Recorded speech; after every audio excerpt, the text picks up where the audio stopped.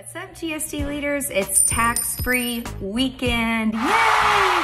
And so many of you are asking questions about investing in an Apple product, especially for college and employees from an education perspective. So I thought I would do one video and answer all of your questions here. If you are buying a Mac for college or for education purposes this weekend, tax-free weekend is the weekend to definitely do it. You not only get tax-free, but you get 20% off of AppleCare and free AirPods. So let me walk you through some suggestions. First, you want to look at either an Air, a Pro, the desktop, or the iMac Pro. What I look at is what are you going to be using this for? So the MacBook Air is great for lots of travel, on the go. I would not get the Air if you're looking to edit content or store a lot of pictures. The MacBook Pro is much better for editing. It's much faster for content creation. We'll talk about the size of the processor in just a moment. If this is your first Mac, definitely introducing Mac products with an Air is better than nothing for anyone in the creative industry. The main difference between these two Pros is you've got the 13-inch screen and the 16-inch screen. If you're going to, again, to be editing and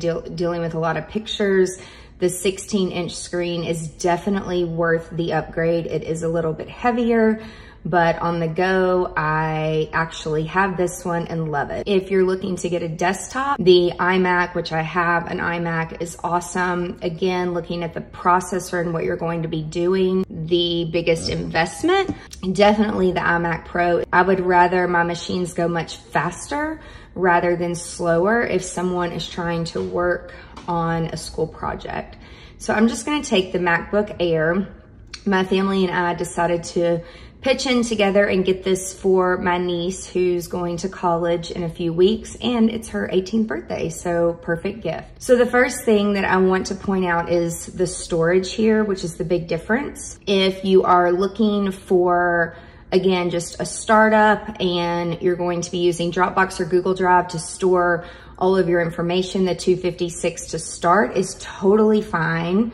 But if you're looking for more storage space, definitely upgrading to the 512 is definitely worth it. If you have something to trade in, this is a great offer. So I'm just going to choose this one here.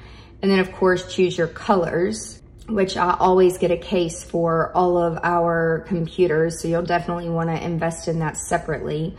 So here's some things to think about. With the processor, that it is absolutely worth the money to upgrade it so it's faster. Definitely think it's worth the money to get more memory. So you've got double the computer memory when you upgrade the memory here.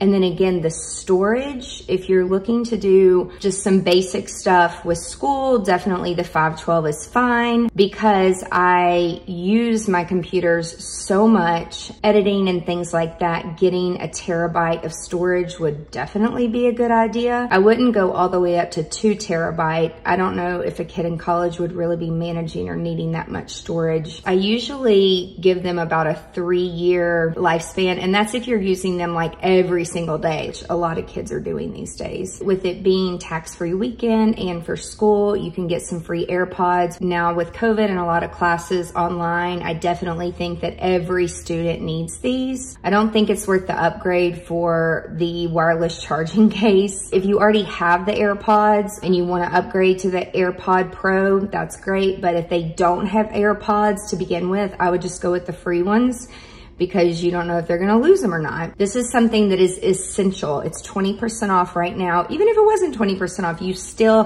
have to get AppleCare on every single Apple item that you are getting. I would add a personalized gift message. It's free. And I would also recommend to add free engraving and put their initials on their AirPods. A lot of kids have AirPods, and it kind of grosses me out if I'm using somebody else's AirPods and their earwax is on my AirPods. The shipping is free. And if you're getting this on tax-free weekend, it will be tax-free. And what's great about Apple right now is they do have, I believe it's 12 months, same as cash.